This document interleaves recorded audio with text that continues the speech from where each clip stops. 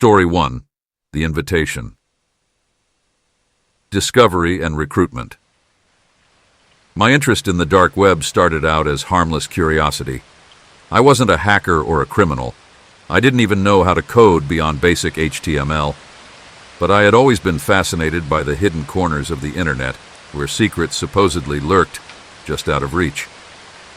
I spent most of my time scrolling through forums, reading horror stories, and daring myself to click links that led to nowhere, or worse.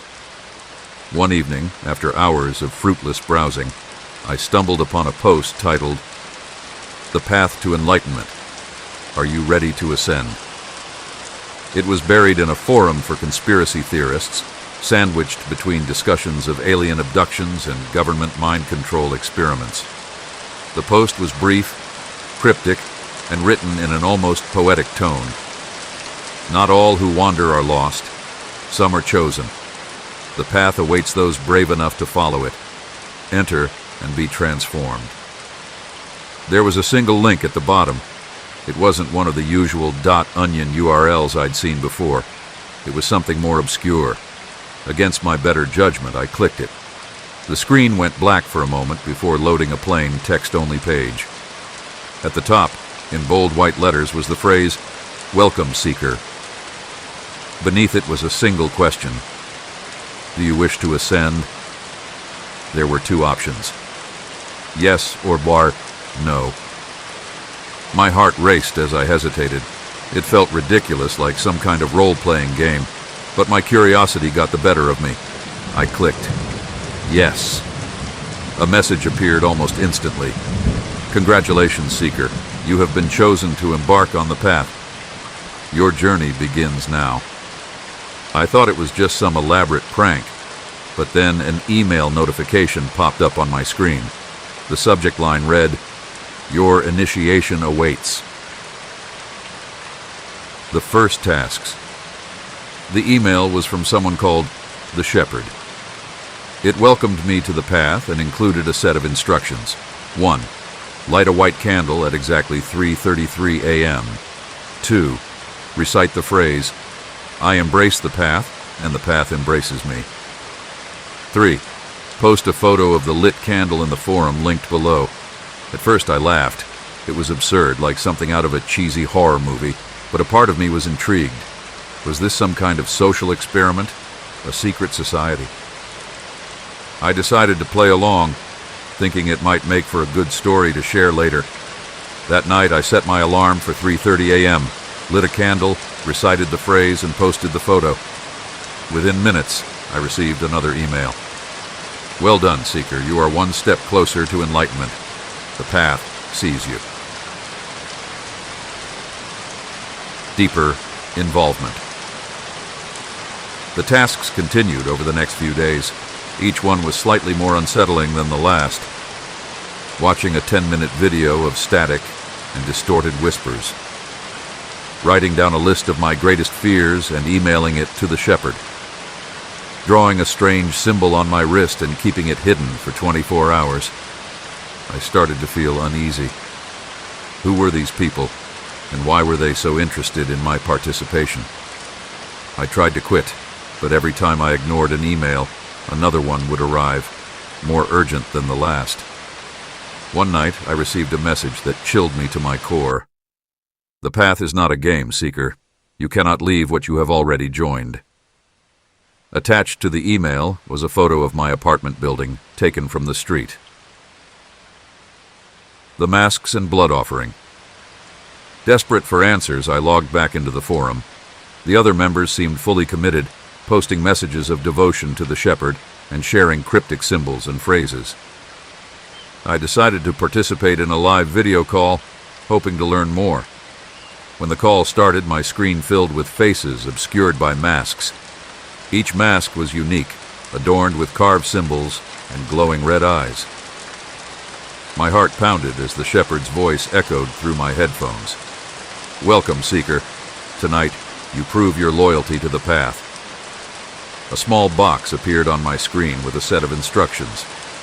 Draw a small amount of your own blood. Smear it onto a piece of white cloth. hold it up to the camera as an offering.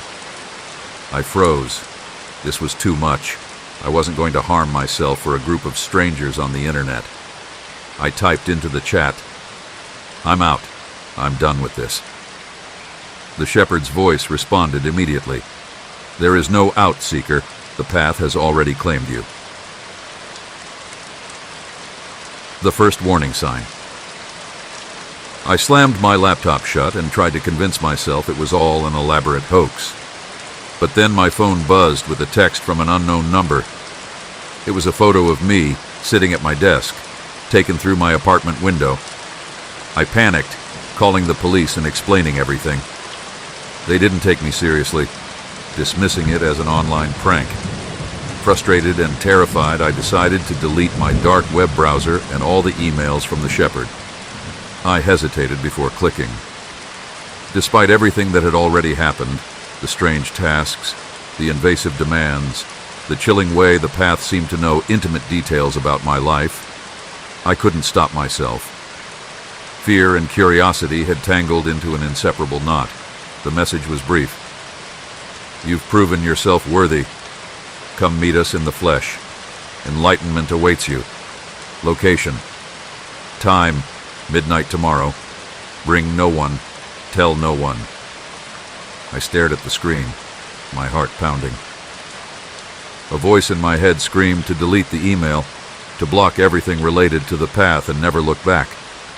But another part of me, the part that had been drawn into this sinister group in the first place, whispered that this was the moment I'd been waiting for. I forwarded the location to my best friend, Aaron, with a single note. "If I'm not back by morning, call the cops." The gathering. The meeting point was an abandoned warehouse on the outskirts of town. Rusted metal walls loomed against the dark sky, the building's shattered windows forming gaping mouths. My breath fogged in the cold night air as I stepped inside, clutching a flashlight. The interior was eerily quiet, save for the faint echo of dripping water.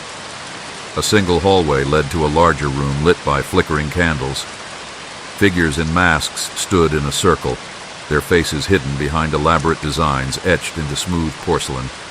Each mask bore a unique symbol, spirals, stars, and jagged lines that seemed to shift in the candlelight.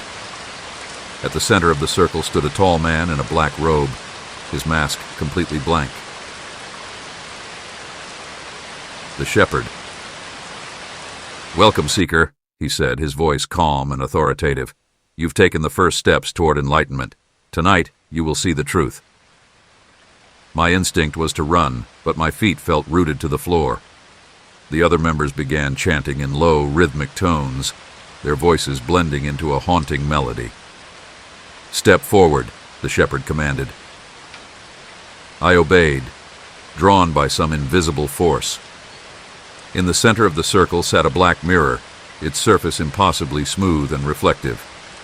The air around it felt heavy, almost alive. The mirror. "You will look into the mirror of ascension," the shepherd said.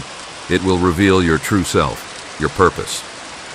I knelt before the mirror, its surface rippling like water despite being solid. As I stared, my reflection began to distort. My face twisted into grotesque shapes, my eyes hollowing out, my skin sagging like melted wax. Then the visions began. I saw flashes of my childhood, moments I had long forgotten or repressed. My mother screaming at me for breaking a vase. My best friend from middle school crying as I betrayed her trust. A car accident I had witnessed but never reported. The scenes shifted to the future, or what I thought was the future. I saw myself standing in a courtroom, accused of crimes I couldn't comprehend. I saw Erin's lifeless body in a pool of blood, my hands trembling above her.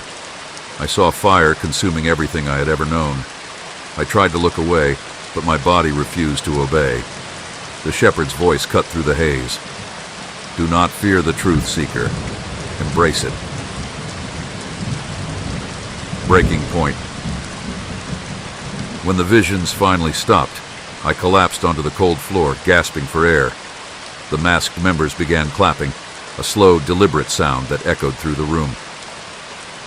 "You have seen what lies ahead," the shepherd